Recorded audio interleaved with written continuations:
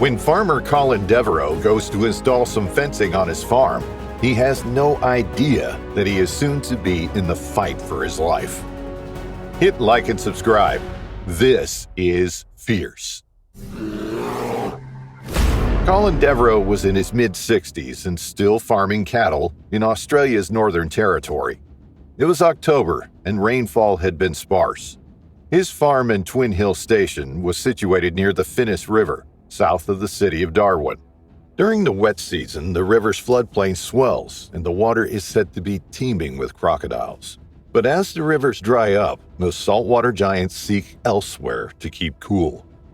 In mid-October 2023, Colin headed out to erect some fencing on his farm along a stretch of the Finnis River.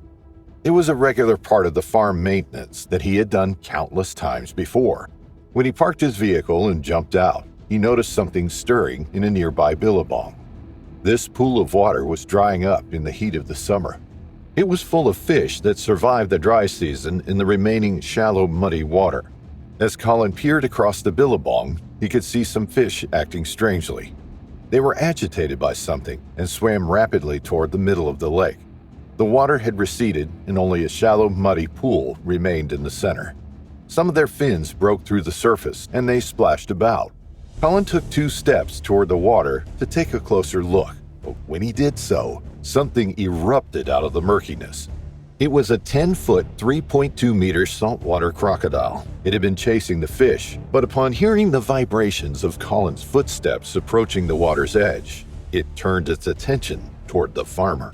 Completely concealed by the dark brown water, it went undetected by the unsuspecting farmer. But in a flash, it secured its jaws around Colin's right foot and leg. He let out a yell as he was pulled off his feet, and then the crocodile turned and dragged Colin into the water. Instinctively, he fought back. Amid the commotion, he was pulled under the surface of the bacteria-infested pool. He couldn't see anything, but he lashed out again and again at the enormous crocodile. Its power was overwhelming. As soon as it grabbed Colin, it shook him like a rag doll, trying to disorient its prey and weaken it.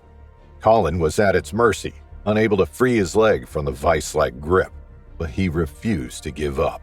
He was held in such an awkward position that he struggled to make a dent in the crocodile's body. Frantically, he kicked with his left foot, driving it into the animal's underside and into its ribs, but the crocodile didn't flinch. It was used to pulling large mammals into the water that kicked and bucked in its jaws. Its armored skin protected it from the worst of its battles, but there were some weak spots on its body. For any animal, the eyes are considered vulnerable. Colin tried to gouge them with his hands, but he couldn't get a grip. He leaned forward as the crocodile continued to thrash its head from side to side, and he tried to bite it. He was aiming for the animal's back, but instead he felt his head right next to the crocodile's, and he opened his mouth and bit down as hard as he could. As luck would have it, he made contact with the crocodile's eyelid. He felt the tough, leathery skin in his mouth and clamped down with his teeth, biting as hard as he could. Then he yanked his head back. The crocodile felt the pain and immediately let go of Colin's leg. It had flinched, and in that split second, Colin seized his chance to escape. But the crocodile hadn't given up. It had merely recoiled briefly before coming back for more. Colin scrambled out of the water, and the crocodile chased him. He ran in big strides up the bank and away from the water. Any second now, he was convinced he would feel the powerful jaws of the salty grab him once more and drag him back to the water. But Colin was surprisingly fast and nimble and sprinted up to his vehicle. He glanced back over his shoulder. After about 13 feet, the crocodile stopped chasing him and gave up. It eyed Colin, who had leapt into his car, and then turned and skulked back to the muddy pool.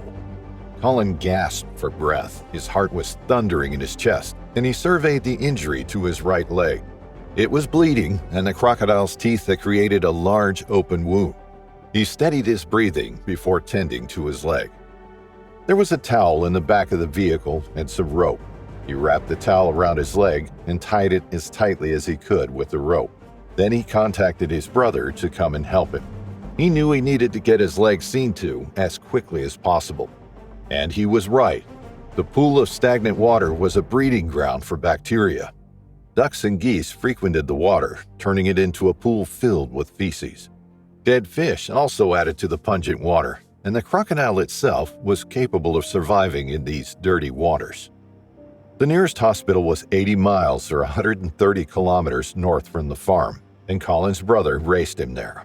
On the open road, Colin had time to reflect on his ordeal. It kept replaying in his head over and over again. He knew that if the crocodile had bitten him anywhere else, then it would have likely been a very different outcome. When he and his brother finally arrived at the Royal Darwin Hospital, Colin underwent life-saving treatment. He had been right about the dangers of the infected water, and for 10 days in a row, the medical staff opened the wound on his leg and flushed it to clear away any bad bacteria that might take hold. Only once they were certain his wound was no longer infected could they seal it back up.